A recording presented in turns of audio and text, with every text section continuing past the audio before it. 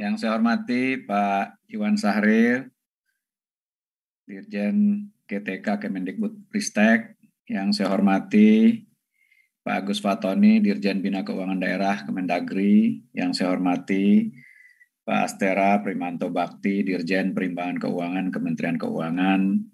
Dan yang saya hormati sahabat saya Pak Suharmen, Deputi Bidang Sinka dari BKN. Bapak Ibu Sekda Provinsi, Kabupaten Kota, Kepala BKD, dan segenap hadirin yang hadir pada pagi hari ini.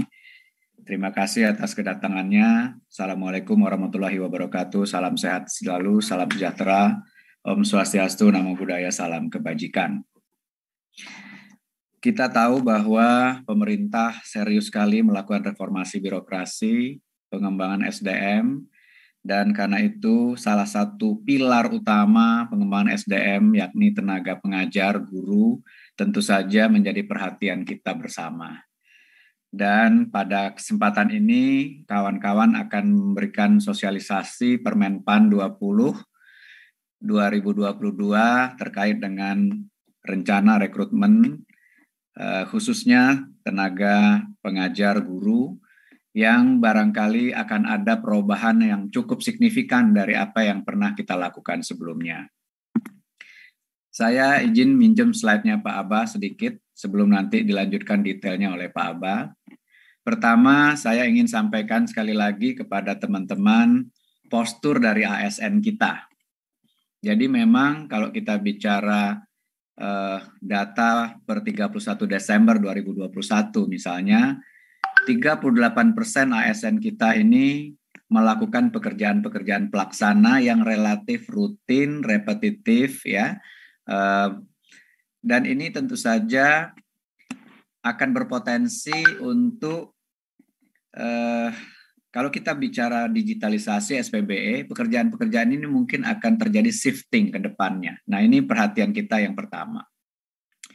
Yang kedua, kalau kita bicara guru sendiri ya, lebih dari 1,3 juta out of 4 juta ASN kita itu adalah guru ya, baik PNS maupun sekarang sudah mungkin sekitar 33 ribuan itu P3K. Tentu nanti juga bicara tenaga kesehatan yang porsinya juga signifikan. Jadi ini memang menjadi concern kita karena sebagian besar ASN kita itu adalah guru dan kemudian tadi ada tenaga pelaksana. Bapak Ibu yang saya hormati, guru sendiri kita masih kekurangan. Jadi menurut kebutuhan yang dihitung oleh teman-teman di Kemdagri, itu tahun lalu saja kita butuh kebutuhan guru sekitar 1 juta lebih gitu. Sementara formasi yang ditetapkan hanya 600-an ribu. Jadi jumlah formasi guru itu masih jauh di bawah kebutuhan nasional. Nah, kebutuhan nasional ini tentu beragam antar satu provinsi, kabupaten, kota. Ya, kita tentu percaya Kemdikbudristek memiliki kemampuan untuk memetakan kebutuhan itu secara nasional.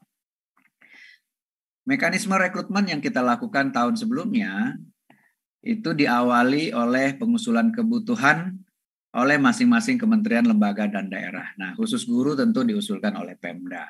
Kemudian disetujui penetapannya oleh Kemenpan RB berdasarkan anggaran yang tentu kami konsultasikan kepada Kementerian Keuangan.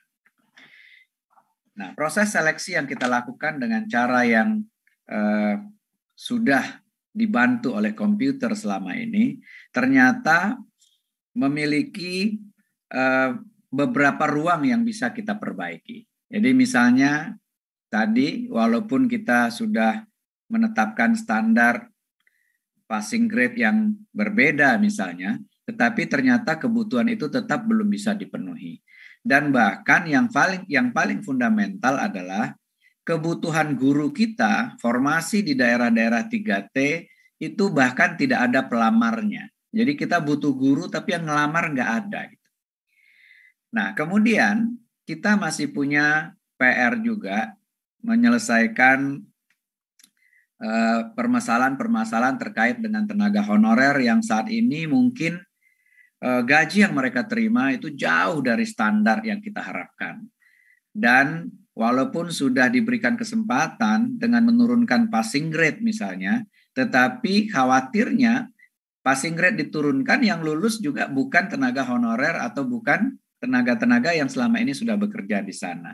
Dan bahkan menurunkan passing grade dari waktu ke waktu, ini tentu saja bisa menurunkan kualitas guru kita secara nasional dari waktu ke waktu. Jadi kalau kita lihat pekerjaan rumah kita tentang tenaga honorer ini, itu sudah berlarut-larut sejak tahun 2005.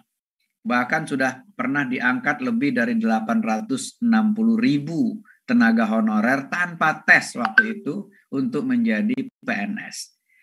Tetapi sisa yang 60 ribuan yang tidak memenuhi kriteria, ternyata begitu didata jumlahnya membengkak menjadi 600-an ribu. Dan inilah yang dari tahun ke tahun diberikan terus afirmasi, diberikan terus kesempatan untuk melakukan ujian dalam rangka penerimaan CPNS maupun P3K. Dan tahun ini perkiraan kita, tenaga honorer kita masih sisa sekitar 410.000 yang THK 2. Namun dugaannya di luar THK 2 ini banyak yang tidak terdata begitu. Karena diangkat sendiri-sendiri oleh Pemda. Walaupun sudah dilarang sejak tahun 2005 itu ya untuk mengangkat pegawai-pegawai yang non ASN atau non PNS. Jadi sebetulnya PR ini masih ada begitu. Nah, memberikan afirmasi-afirmasi setiap tahun terhadap tenaga honorer ternyata belum menyelesaikan masalah kita juga. Karena itu kita lihat ya statistik kita tahun lalu, kita belajar dari tahun lalu, dari kebutuhan 1,2 juta formasi yang disiapkan untuk PPK itu 500-an ribu, kemudian yang lulus dengan yang belum lulus itu ternyata banyakan yang belum lulusnya. Nah, teman-teman sekalian, kalau kita summary-kan kompleksitas pengadaan ASN kita, ada banyak hal yang perlu kita pertimbangkan secara holistik. Kita nggak bisa hanya bicara kualitas saja, kita nggak hanya bicara jumlah saja, kita juga perlu mempertimbangkan sebaran guru yang dibutuhkan di daerah-daerah tertinggal. Dan kita perlu juga mengconsider segera menyelesaikan masalah honorer karena deadline dari PP 49 itu memberikan waktu sampai dengan November 2023 penyelesaian tenaga honorer. Jadi Permenpan 20 2022 ini terkait dengan rekrutmen PPPK JF Guru ini mempertimbangkan bagaimana kita bisa memenuhi jumlah guru dengan kualitas yang lebih baik, dengan sebaran yang lebih baik, dan dengan memberikan kesempatan yang lebih baik kepada tenaga honorer yang sudah bekerja lebih dari 3 tahun di sekolahnya. Ya, karena itu perlu ada breakthrough yang kita lakukan. Dan breakthrough yang kita lakukan ini antara lain kita tuangkan dalam kebijakan umum. Awalnya kebijakan umum pengadaan ASN 2022 yang sudah disampaikan melalui surat edaran Menpan RB. Pertama, kita nggak tahu sebetulnya jumlah pasti kebutuhan ASN ini ke depan seperti apa. Karena digitalisasi, SPBE, dan lain-lain, dan tenaga pelaksana kita yang jumlahnya porsinya 38% tadi. Karena itu 2022 ini kita fokus dulu merekrut PPPK sambil kita data ulang kebutuhan PNS kita akan seperti apa ke depannya. Dan PPPK pun fokus kita yang utama adalah pelayanan dasar yakni guru dan tenaga kesehatan. Jadi memang arah kebijakan umum pengadaan ASN kita 2022 ini kita persempit dulu. Kita fokus PPPK karena PNS kita sedang kita kaji betul kebutuhan ke depannya seperti apa. Jangan sampai kita rekrut berlebihan pada saat digitalisasi SPBE diterapkan, kemudian kita kelebihan orang dan kemudian kita terpaksa harus melakukan PHK. Tentu itu tidak ingin kita harapkan begitu.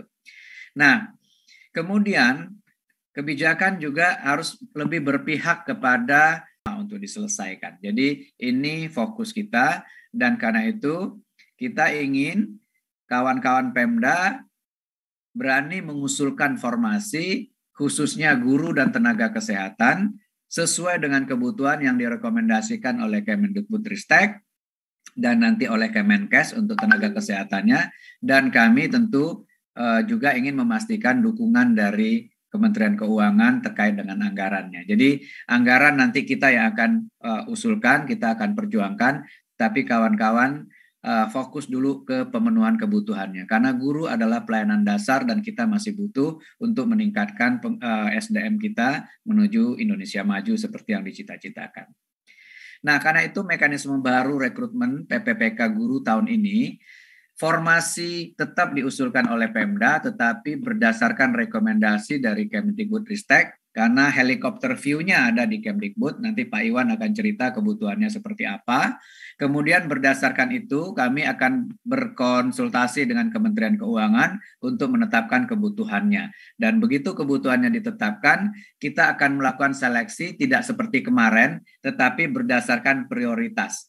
Dan prioritas pertama tentu saja yang sudah lulus ambang batas tahun lalu, tetapi kalah bersaing ya untuk mendapatkan formasi. Tahun ini akan kita berikan kesempatan pertama untuk mendapatkan formasi. Kemudian berikutnya adalah THK 2, akan kita berikan juga kesempatan untuk mendapatkan prioritas terlebih dahulu. Sehingga dengan demikian, Peraturan Menteri Pan-RB 20 tahun 2022 ini secara garis besar memberikan kesempatan, ya, kalau dulu kesempatannya diberikan kepada THK 2, non-ASN, dan lain-lain, tetapi proses seleksinya itu tidak berdasarkan prioritas yang bisa mengafirmasi lebih banyak kawan-kawan THK 2. Jadi tahun ini yang tahun lalu sudah lulus ambang batas, itu kita berikan prioritas untuk mendapatkan formasi. Kemudian THK 2 kita berikan prioritas untuk mendapatkan formasi. Kemudian guru non-ASN yang terdaftar di Dapodik, kerja minimal 3 tahun kita berikan prioritas. Baru kemudian kita buka untuk pelamar umum, diawali oleh lulusan PPG yang juga Pak Iwan nanti punya rencana untuk memperbaiki kualitasnya dari waktu ke waktu, dan kemudian baru pelamar terdaftar.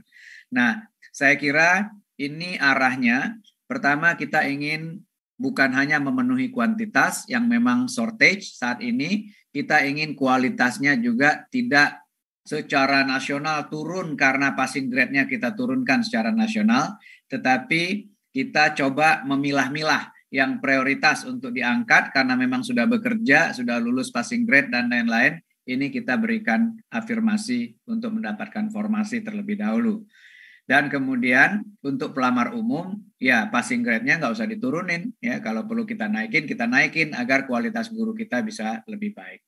Saya kira itu sedikit pengantar saya, nanti detailnya akan diceritakan oleh Pak Aba dan Pak Iwan, dan nanti kita tentu akan juga mendapat dukungan dari Kemdagri dan Kemenku untuk memberikan confidence kepada teman-teman di daerah dalam mengusulkan formasi, agar kita betul-betul bisa menyelesaikan tadi kuantitas guru kita yang memang kurang, kualitasnya perlu kita perbaiki, sebarannya di daerah-daerah 3T khususnya itu perlu kita perhatikan, dan kalau bisa ini juga membantu menyelesaikan masalah honorer yang sudah cukup lama berlarut-larut, yang deadline-nya ditetapkan by regulation sampai dengan November 2023.